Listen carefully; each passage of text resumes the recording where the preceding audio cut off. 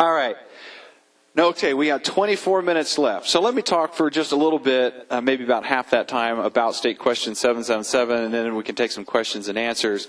Honestly, I didn't pay attention to this question at all till 3 weeks ago. I mean, there's a lot of questions on the ballot. We had all these candidates to interview. I just wasn't paying attention to it. But I was subjected, as were you, to all the media hype, to the campaigns, to the commercials, and all this kind of stuff. So I saw all these ridiculous scare tactics and fear-mongering going on both sides and everything. I'm not interested in that stuff, folks. I used to be in contract administration and doing legal work. And all I want to know is, what does the proposition say and what would it do? That's all that matters, okay? Because people can say whatever they want to say about it. But let's talk about what we're actually proposing here. Now, I'm going to show you the words of the proposition, and then we'll kind of analyze it for a few minutes together. But before we even do that, I want to ask you, how do you think propositions come into existence? How does a legislator decide he's going to run a bill? How does something get on our ballot to vote for? Imagine Roy and Gil. Roy and Gil are farmers. They're next door neighbors. They raise cotton together. Roy and Gil finish work in the field one day, and they're standing on the stone hedge together, chewing some hay, maybe smoking an organic, all-natural cigarette or something, as farmers do. And Roy says, Gil, you know what we need? We need a right to farm our farms. We need to put it in the Constitution to protect our right to farm. What do you say we do that? Let's get it on the ballot. Is that what happened? Did some small family farmer decide we need a right to farm? Of course not. It's a natural right. It's an unalienable right. It's your property. You have the right to live. You have the right to own property. You have the right to do whatever you want until you hurt other people. So there is no need to say you have a right to your own property. That's the default setting of the universe. And it's especially the default setting in our nation, because our founding fathers recognized that we have a right to life, liberty, and property. And the whole purpose of government is to defend those things on our behalf. So we already live in a state of nature where you have a right to farm your property. So when the state says you can do this or you can't do that, and they start harming your ability to farm, they're violating your rights.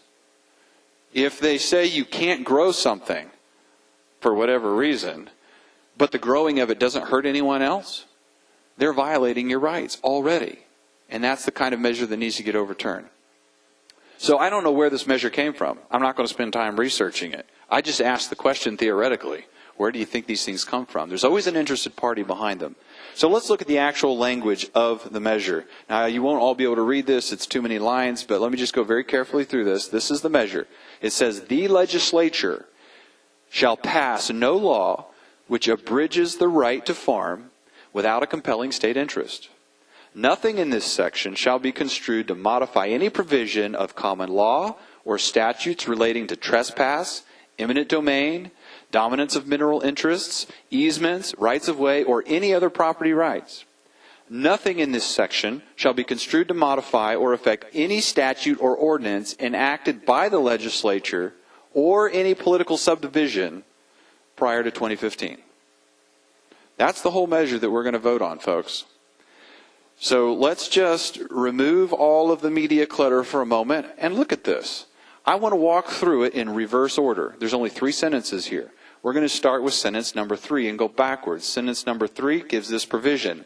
Nothing in this section shall be construed to modify or affect any statute or ordinance enacted by the legislature before 2015. So, if your right to farm your property is already being infringed by state statute or federal demands, this proposal doesn't fix any of that. Okay? It still stands. You're still a slave, you're still being abused, your property rights aren't fixed for anything that's currently in law. So, that's not going to help us with other stuff. Now, my position has always been, anything that is violating your rights, you need to go fight it, you need to overturn it. Here's the sneaky part about this. What we've said here is that if we pass this, nothing before 2015 is going to change. But we're going to put that statement into the Constitution.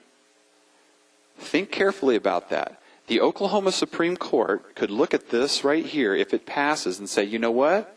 The Oklahoma Constitution, the highest law in the state, says that everything related to farming practices that we enacted before 2015 stands.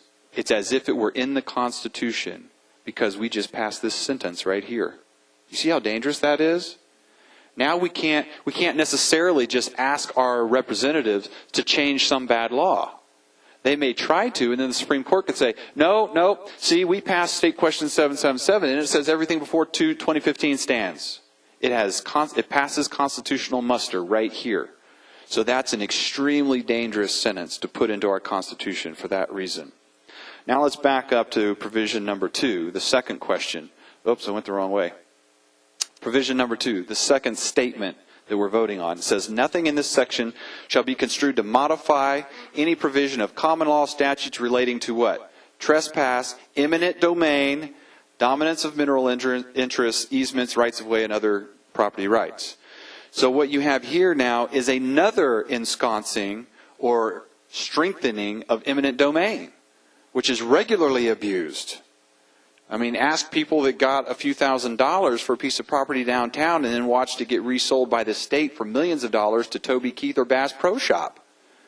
Eminent domain is not good, and we don't need something else in our Constitution saying that it stands and that it's fine. And yet we're saying that here again. Now let's get to the real linchpin statement. This is the whole reason that you see signs up everywhere that says, vote yes for right to farm. Why? Because it says the legislature shall pass no law which abridges the right to farm without compelling state interest. So, a lot of problems here. First of all, just as a language and literature expert, I can explain to you that this statement is a double negative. Do you understand what a double negative is? Okay, this is like in mathematics. When you multiply two negatives, you get a positive. So let's look at the statement. The legislature shall pass no law which abridges the right to farm without a compelling state interest. No and without. Those are your two negatives. Mathematically, scientifically, factually speaking, when you take those two things out, here's what it says. It's saying that statement equals this statement. The legislature shall pass law which abridges the right to farm with a compelling state interest. So what we are voting on here is an explicit empowerment of government to regulate the right to farm. And all they have to do is say, well, we have a compelling state interest. Which takes me to the second huge problem with this statement. And that is, who's going to decide what a compelling state interest is? It's going to be the courts. It's going to be the liberal, progressive, evil Oklahoma Supreme Court. And all it will take is for them to have a very broad view of what a compelling state interest is. And now, it's not just some rogue legislators trying to regulate your farming that you can unseat and forget about. Now, it's in our Constitution, which is really hard to change. So once we get an interpretation of this by the court that says, oh, well, the legislature can regulate this and this and this and this and this, it's not the legislature deciding that. Now it's the state constitution saying that. And you can't fight with the highest law in the land. And we've all been brainwashed and trained to bow down and do whatever the Oklahoma Supreme Court says. So we don't want to give them that power. The argument in favor of this legislation is that it's adding an additional burden or requirement on the legislature to pass a test. A test of what? Compelling interest. Right now, see, any representative or senator can just propose something that would violate your rights, and they just vote on it straight up or down at their whim, based on their own reason. And so the argument for this measure says, well, let's make it harder. They can't just do it on whatever whim or reason they want. It's got to pass this definition of compelling state interest. But the reason I don't think that's helpful is because this additional speed bump or check has been placed over in the judiciary, where we have almost zero accountability. The only way to hold a judge accountable for bad opinions is to vote to not retain him, and it's never happened in the history of the state. So until judges are subject to a competitive election the same way our representatives are, there's no accountability there. They can say whatever they want, and that's what they routinely do. That's why we are passing bonded indebtedness without a vote of the people. That's why we're murdering babies in the womb, even though the legislature keeps passing things to stop it. Because the court, our court, sides with the Roe v. Wade court of 40 years ago. And we can't unseat them. People won't do it. So there's a lot of reform that needs to happen. And as you can see, it's not going to do what we think it's going to do because it's a double negative, and it puts power over in the judiciary.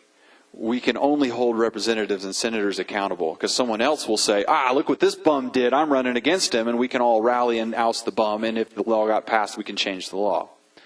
So these are extreme dangers that I see in 777. Finally, I'll make the point that really it's futile anyway. Pass it or don't pass it, we are right up against futility. This is what Article 5, Section 36 says in our Oklahoma Constitution. It says, extent of legislative authority. The authority of the legislature shall extend to all rightful subjects of legislation, and any specific grant of authority in this Constitution upon any subject whatsoever shall not work a restriction, limitation, or exclusion of this authority upon the same or any other subject or subjects whatsoever. Now, that sounds pretty convoluted and confusing, but let me just break down the syntax and tell you what it says very plainly. It says, nothing in this Constitution can stop the legislature from making laws on any subject. That's what it says. They can pass any law they want to. So why would you run the risk of putting this State Question 77 in place, knowing all the risks, and knowing that the legislature is going to legislate on anything they want anyway? So let me just summarize. We've got 12 minutes left. Here are the problems. First of all, this proposition does not protect us from future unjust laws. Why? Because it's a double negative, and because of constitutional futility, because they're going to pass laws anyway. Secondly, it may justify and protect existing unjust laws, because the Supreme Court could say, well, we said everything before 2015 stands, so it has constitutional protection. Third, it removes accountability. We're going to now involve the judiciary in deciding what a state interest is, and it's very hard to change judges and the Constitution. And so what all of this amounts to is enshrining bad policy in our state constitution. That's why I say you need to vote no on State Question 777 and tell everyone that you know to vote no on it, because it's really laying bad road for us to go over in the future. Really what it's going to do is it's going to hurt small farms, and it's only going to help large corporate farms take over those small farms. It's not a right to farm. It is a right to harm. So for the last few minutes, I'll take questions.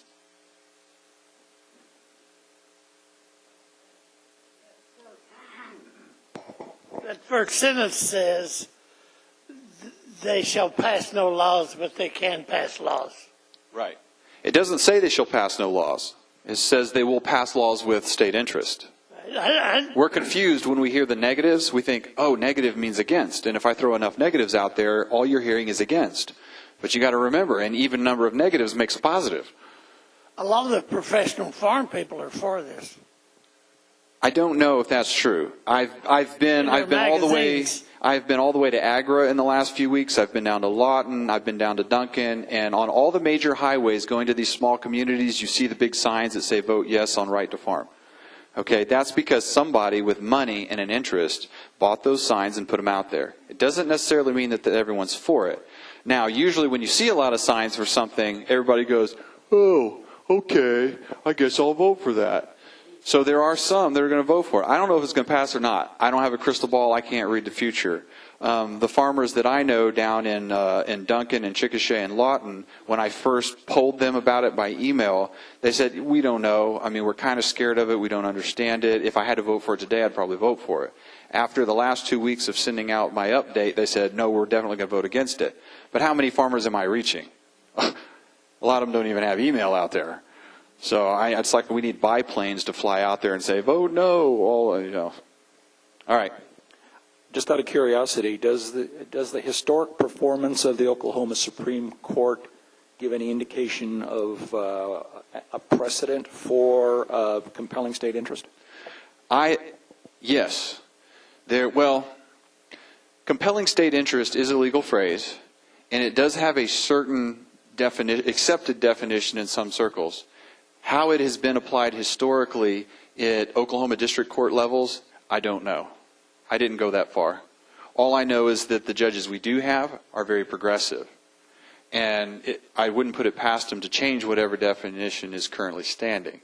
Out of all the attorneys I've talked to, and that's been about a dozen in the last week, only one has been for this proposal, and I haven't talked to him since my last two updates to see if he's changed his mind yet.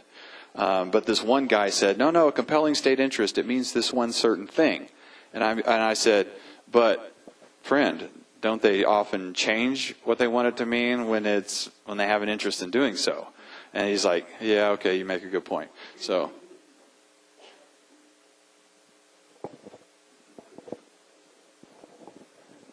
Don, you're the MC. You got to run this microphone around, man. Well, no, I'll get my question in first. Okay, that's fair. Does the U.S. Constitution give government the right to own property? No. That's what No. God gives people the right to own property. Exactly. My name is Jerome, and it looks like to me, John, that this here whole thing, if you parallel the freedom, it says freedom to farm, or free trade freedom, the TPP, every time the word free trade is used, it's like using reverse psychology. The name of the game is basically to create monopoly capitalism for the big boys, while all along it appears that the little guys is going to make out like a bandit, but they get liquidated in the process. Yeah, whenever any state government agency says, we're going to give you freedom, you need to say, well, gee, I thought we was free already. Right. So I don't want none. Right. So there's always a catch. So here, that's right. It looks like to me this is a fancy or a highfalutin way to instill fascism, which is socialism, on people, while all along they think they've got their liberty and freedom. Fascism is exactly what is flying high in the United States.